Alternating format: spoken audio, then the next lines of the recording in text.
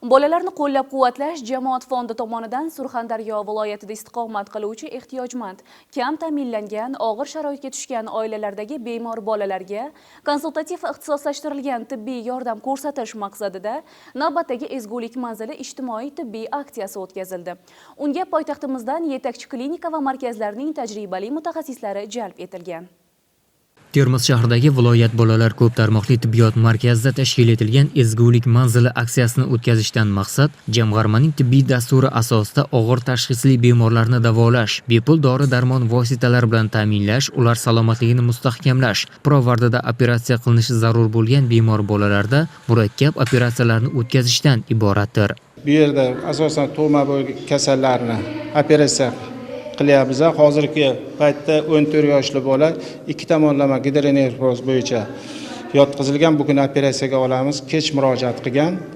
Ya'ni chap tomonlama 4-darajasi, parenximalari juda kichraygan 4-5 mm, o'ng tomoni esa 6-7 mm.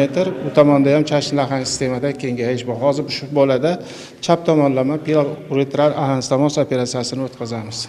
Bolalarni qo'llab-quvvatlash jamoat fondi tomonidan bu kabi aksiyalar respublikamizning barcha hududlarida muntazam ravishda o'tkazib kelinmoqda.